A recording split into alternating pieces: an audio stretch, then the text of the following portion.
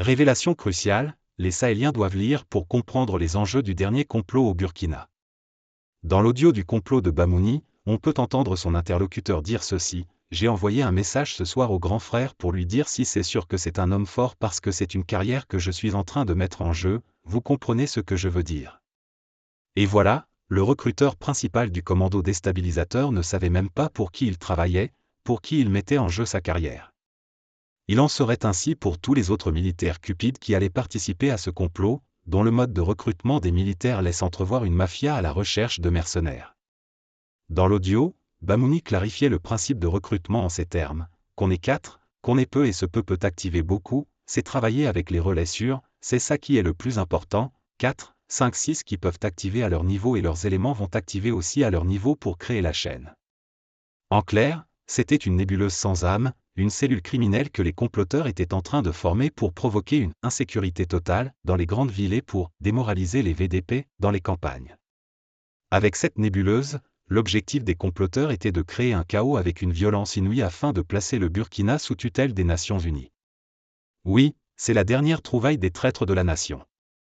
En effet, ces traîtres ont conscience que le peuple burkinabé et son armée, appuyés par l'Alliance de défense de l'AES, ne laisseront plus jamais prospérer un complot, quel qu'en soit le motif. C'est ainsi qu'ils ont envisagé de provoquer un chaos généralisé qui obligerait l'ONU à mettre le Burkina sous tutelle. La mise sous tutelle par l'ONU signifie que l'ONU décrète qu'un pays est ingouvernable au regard du chaos sécuritaire provoqué par les affrontements entre protagonistes.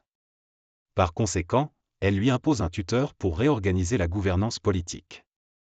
Dans le passé, la France a le plus joué ce rôle de tuteur. Ensuite, les armées de l'OTAN envahissent le pays pour encadrer et défendre les mesures politiques du tuteur dans le pays. En clair, il s'agira pour le tuteur de désigner un président, un vassal que l'ONU va vite reconnaître comme président du pays. Inutile de vous dire qu'il s'agit de faire basculer le rapport de force en faveur du camp qui défend les intérêts du tuteur, donc de la France.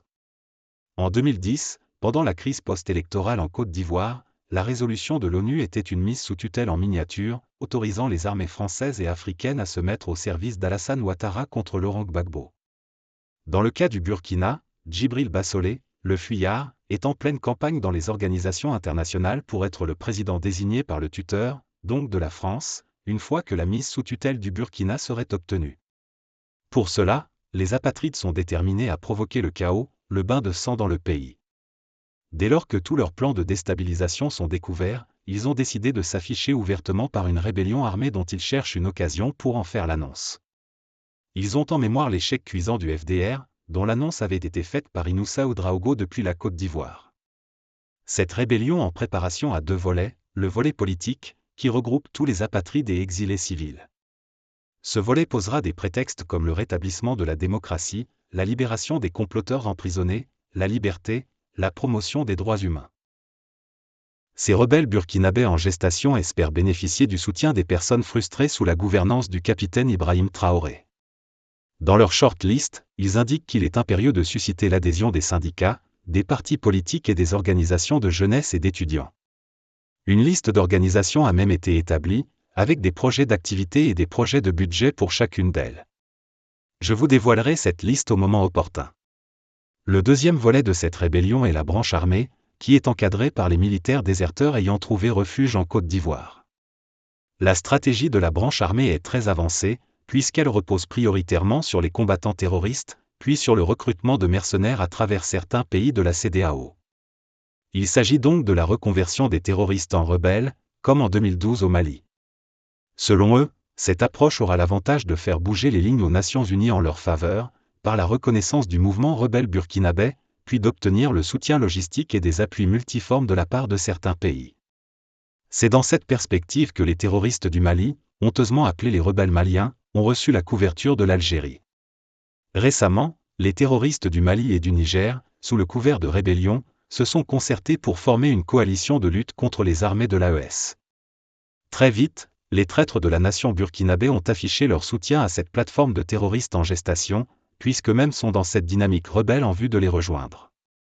C'est du déjà vu.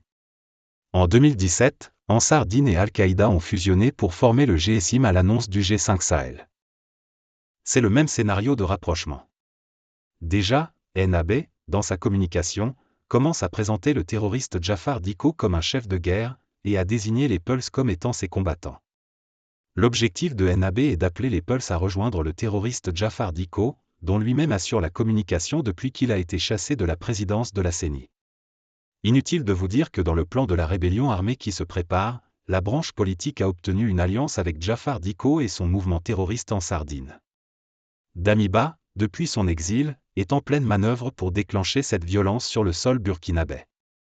D'ailleurs, l'apatride en exil, Oumar Coulibaly, a écrit sur sa page « Mon conseil est qu'il faut quitter ce pays pendant qu'il est encore possible car c'est l'Érythrée version pire en devenir. Je vous le garantis. » En réalité, cet apatride ne donne pas de conseils, mais c'est l'annonce de la rébellion qu'il a faite, puisqu'il est lui-même acteur de ce chaos en préparation. Cette rébellion en perspective, avec les terroristes reconvertis en rebelles, a pour objectif ultime de ramener le Burkina dans le giron français avant mai 2027, fin du mandat de Macron. Il en est de même pour les autres du Mali et du Niger. Et pour ce faire, tous les moyens ont été mis à disposition, comme cela l'avait été en 1959 en Guinée. Rappelons-nous des aveux du Français Maurice Robert, le responsable en charge de la déstabilisation de la Guinée de Sékou Touré. Il a dit que « nous devions déstabiliser Sékou Touré, le rendre vulnérable, impopulaire et faciliter la prise du pouvoir par l'opposition. Avec l'aide d'exilés guinéens réfugiés au Sénégal, nous avons aussi organisé des maquis d'opposition dans le Fouta Djallon. » L'encadrement était assuré par des experts français en opération clandestine. Nous avons armé et entraîné ces opposants guinéens, pour qu'ils développent un climat d'insécurité en Guinée, si possible, qu'ils renversent Sékou Touré. Point. Les apatrides sont déterminés dans ce projet, seule option pour eux d'espérer leur retour d'exil, même si c'est dans un pays coupé en deux où ils seront dans une partie sous leur contrôle rebelle, comme pendant la rébellion armée en Côte d'Ivoire où il y avait le fief de la rébellion au nord. Déjà, ils savent que la bataille de mise sous tutelle du Burkina sera rude à l'ONU avec la recomposition de la géopolitique mondiale et les désormais soutiens du Burkina dans cette instance. Cependant, pour ces traîtres, l'urgence est de créer le chaos et le reste on verra.